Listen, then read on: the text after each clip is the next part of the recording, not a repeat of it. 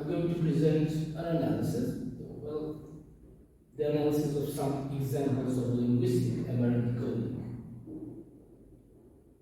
The Cultural History of Human Stupidity, that is a book from 1938, written by Ishvan, also records an excellent case in point of very aberrant decoding. A renowned French geographer, this is a real case, a renowned French geographer, Father Dominic, also known as a specialist on the issue of redskins, for he had traveled in Northern America, found in Paris, so in a Parisian library, a mysterious notebook entitled The Savage's Book. Since it contained all kinds of odd figures and drawings, which are said to have been made, according to the library entries, by some redskins in America, the assiduous researcher started to study the material thoroughly, and in a few weeks' time, he gave the following interpretation. I quote: "The figures are nothing else but ideograms of the ancient writing of redskins. They are of considerable scientific importance, allowing people to go deep into the ancient mysteries of the redskin culture, and thus elucidating some periods from their history." End of quotation. So, fearing that somebody might steal his discovery, the French scholar, whose discovery, inverted commas here, discovery had already created a sensation among the Parisian researchers, the French one, and thus highly welcome, published his results while aspiring to an Academy Award. His book was issued in 1860 and immediately caused the indignation of famous German bibliographer Petzold, who proved in a 16-page leaflet published in 1861 that in fact the Savage's Book was only, I quote, "the draft of a German pupil from America. The boy must have lived on a distant plantation, and out of boredom, he dawdled all kinds of bracket-around figures and lines, etc." End of quotation. So, out of boredom, he just drew something in a notebook. For instance, a Scythian with a whip was not at all a wizard, but a teacher whipping his student. Or the longish, mysterious figure is not at all the symbol of lightning or that of divine punishment, but only a common sausage. The six-eyed figure is not a wise and brave captain of the tribe, but only a monster born out of child's fantasy. There are not three priests holding cult objects in front of their mouths, but three children eating pretzels.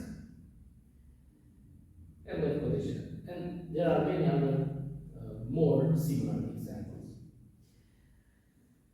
Surprisingly enough, the error could have been easily avoided if the French learner, had at least known the Gothic letters, not necessarily German, since anyone who knew German would have explained to him that under most of the so-called ideograms, there were many explanatory German words. He had also thought that a group of drawings was referring to the fire drink, namely the spirit-destroying people, where in fact the savage had clearly written next to it honey, that is, honey. So, probably such true stories may have also inspired the English writer Charles Dickens who created a similar funny episode whose protagonist is a memorable character, Mr. Pickwick, from the well-known novel The Pickwick Papers from 1836. He is convinced that he made a huge archaeological discovery when he found in front of the cottage a plate which was old enough, judging by appearances, on which read the following inscription: Bilst Psi SM Ark. Mr. Pickwick buys the plate from a villager and exhibits it in London, next to a variety of ingenious and erudite speculations on the meaning of the inscription. In fact, the discovery had caused great rumors and controversies, so Mr. Pickwick himself, I quote, wrote a pamphlet containing 96 pages of very small print and 27 different readings of the inscription.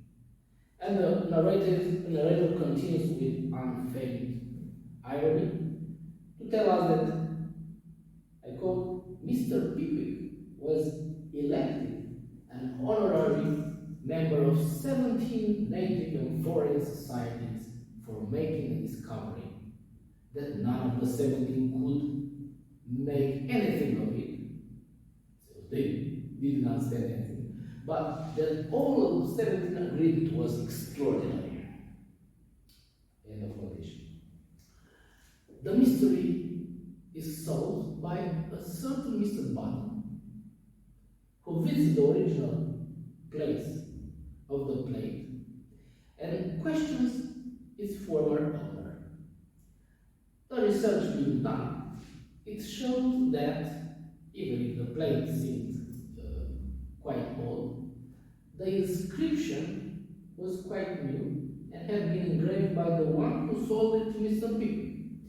Actually, it read the following: Bill Stumps, his mark. The former owner, Bill Stumps, did not seem to care about either grammar or spelling, hence the confusion. It is clear that nobody believed Mr. Blotton, who was considered an ill-willed person whose research was meant to slander the great Pickwick. We believe that the above-mentioned examples, Domenech and Pickwick's cases, prove the importance of knowing the extra-verbal context with a view to correctly decoding a message. It is true that in the first case, the Book of Savages, was not considered to be ideographical writing, but rather childish iconic communication, whose decoding could have been done through the function of relay, thanks to its accompanying words. In the second case, aberrant decoding, in all its 27 versions, is caused because of not knowing the occasional context and by the wrong segmentation of the text of the inscription.